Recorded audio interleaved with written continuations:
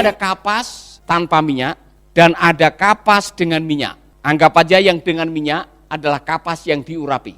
Urapan itu diberikan untuk memberikan ketahanan menghadapi kesulitan. Jadi kapas, bakar kapas dan pakai waktu. Berapa lama kapas yang dibakar tanpa minyak dan berapa lama kapas yang dibakar dengan minyak? Mana yang lebih cepat?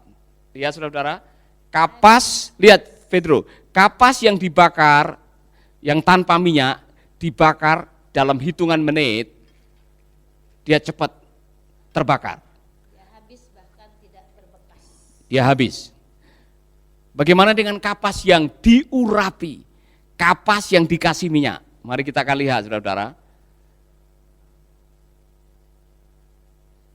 Ya, saudara lihat sendiri, ini bukan sulap, bukan sihir. Ya. Kapas dan ini kalau nggak ada lilin. Jadi saudara-saudara yang di rumah katanya tidak ada lilin, tidak apa, mati lampu, pakai kapas, kasih minyak, dia akan menyala dalam waktu yang lama, hitungan menit, bukan hitungan detik. Kapas tanpa minyak dalam waktu cepat terbakar. Kapas dengan minyak, saudara masih melihat, mungkin sampai akhir kebaktian dia akan menyala. Apa artinya? Hidup yang diurapi Tuhan membuat kita bersinar lama. Yang kedua, saudara tahan menghadapi panas. Saudara tahan menghadapi tantangan. Saudara tahan menghadapi penderitaan.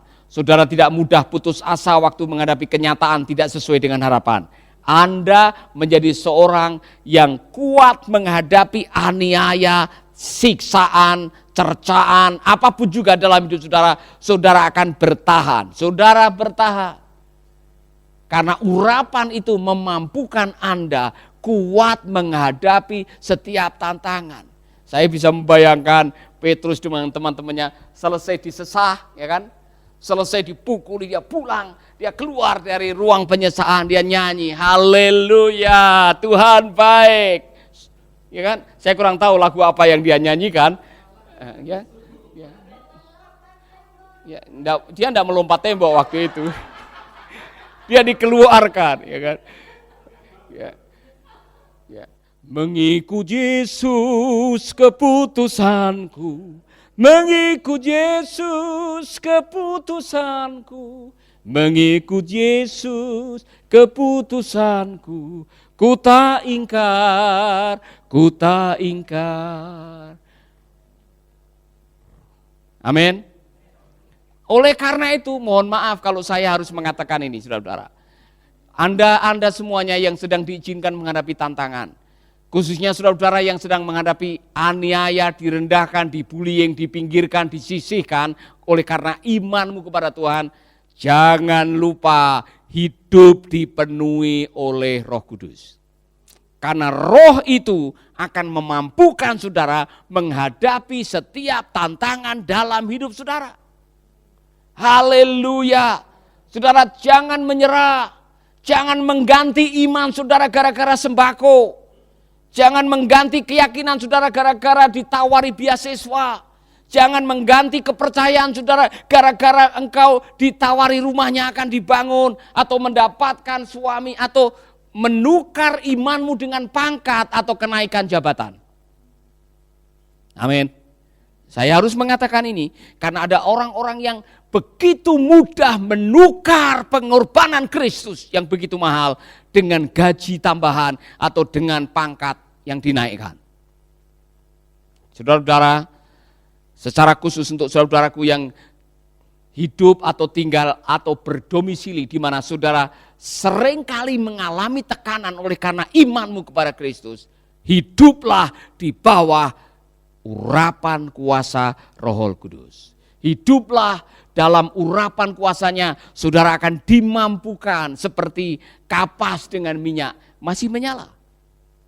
Tidak gampang terbakar, tidak mudah putus asa, tidak gampang berubah pikiran, tidak mudah menyerahkan iman saudara oleh karena kesulitan demi kesulitan dalam hidup saudara. Amin saudara. Haleluya.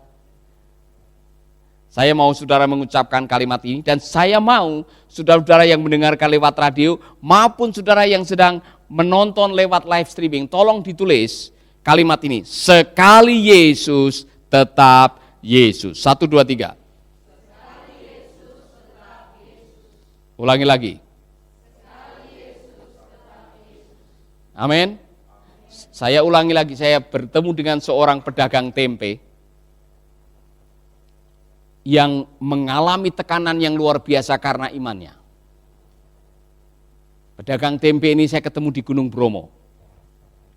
Saat saya berkhotbah di sebuah gereja di sana, Pak Tono, dia bersaksi bahwa dia percaya kepada Yesus dan sempat menghadapi tekanan yang luar biasa dari mertuanya.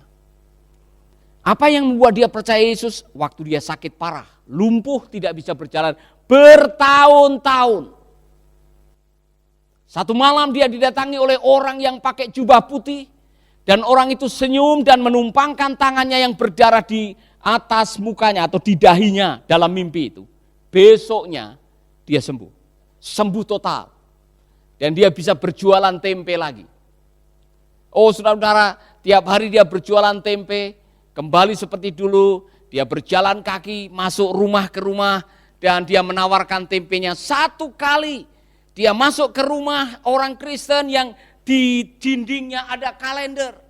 Ada orang pakai jubah putih yang tangannya berlubang dan mengeluarkan darah. Dia tanya, siapakah orang ini? Saya ingin tahu orang ini karena dia yang telah menyembuhkan saya. Malam-malam dia datang dan dia menumpangkan tangannya di atas dahi saya, dan besoknya saya tiba-tiba mendapatkan kekuatan. Saya sembuh total, padahal saya sudah berjuang bertahun-tahun untuk mencari kesembuhan. Orang yang punya rumah menjelaskan, dialah Isa Al-Masih. Dialah Yesus juru penyembuh.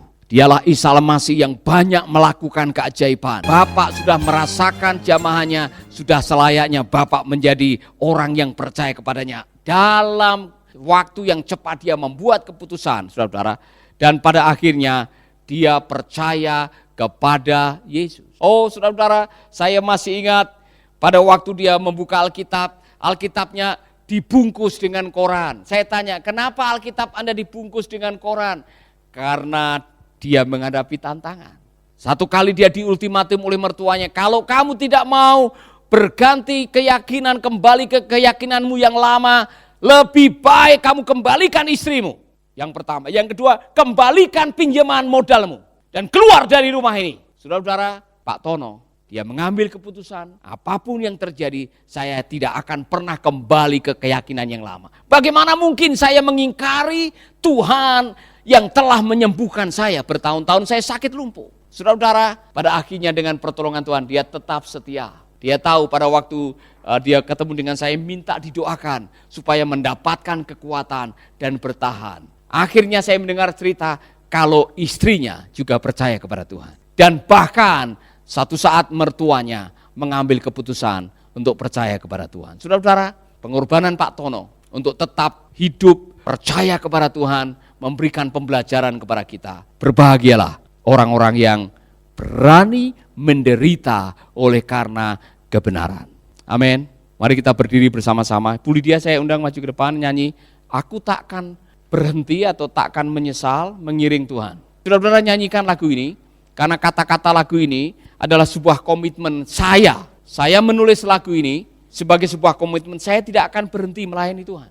Saya tidak akan berhenti mengiring Tuhan, karena saya tahu bahwa di akhir hidup kita, waktu kita setia, kita akan mendengarkan kalimat ini, sabaslah hambaku yang baik dan setia. Amin, amin, haleluya. Takkan ku sesali mengiringmu seumur hidupku. Amin. Nyanyikan lagu ini dengan sungguh-sungguh. Saudara-saudara yang ada di rumah, sementara saudara mungkin menghadapi tantangan, imanmu sedang digoncangkan oleh karena keadaan. Mungkin kau menghadapi tekanan, tantangan, aniaya, pergumulan, bahkan direndahkan. Nyanyikan lagu ini. Amin. Mengiringmu seumur hidupku, meski 1000 musuh menghadang diri. langkahku. Amin. Ku pegang firman-Mu, ku pegang janji-Mu, Kau Allah takkan tinggalkanku. Ku bersyukur, amin. Ku bermazmur, setiamu tiada terukur. Ku bernyanyi, ku memuji kebesaran-Mu tak tertandingi. Ku takkan berhenti. Jangan berhenti melayani, jangan berhenti mengasihi oleh karena kesulitan, tantangan atau pergumulan, saudara-saudara. Tetap melayani, tetap mengasihi. Meski badai hidup menerpa perahu kehidupanku, amin. Ku tak akan goyah, ku sujud menyembah. Kuasa-Mu tak akan berubah. Katakan ku bersyukur, ku bersyukur. Haleluya, haleluya. Amin, amin, amin, amin. Setiamu tiada terukur. Ku bernyanyi dan memuji kebesaran-Mu tak tertandingi. Sementara saudara mendengarkan lagu ini dinyanyikan dengan sayup-sayup, saya mau berdoa untuk saudara-saudara yang sedang menghadapi tekanan, aniaya, pergumulan, tantangan, direndahkan apapun juga karena iman, saudara.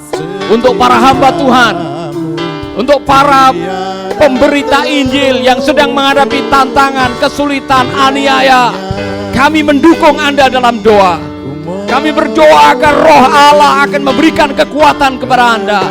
Kami berdoa agar kiranya penyertaan Tuhan akan menyertai Anda semua. Bapa kami dalam surga, aku berdoa buat hamba-hamba-Mu, umat-Mu yang sedang menghadapi aniaya, yang sedang menghadapi tantangan, yang sedang menghadapi tekanan, yang sedang menghadapi pergumulan, kesulitan karena iman mereka. Dialah kekuatan dari Allah Bapa, kekuatan daripada Roh Kudus dan urapan daripada Allah sendiri menyertai mereka, mengurapi mereka. Terima kasih Bapa. Haleluya, haleluya, haleluya. Terima kasih Tuhan. Terima kasih Roh Kudus. Sahabat, Anda baru saja mendengarkan program Making Life Better. Hubungi kami di 0811 3901 144 atau 0811 3901 140. Mari dukung pelayanan Making Life Better melalui rekening BCA 6690300525. Sekali lagi, 6690300525. Atas nama Paulus Wiratno. Terima kasih, Tuhan Yesus memberkati. Making life better, bikin hidup lebih baik.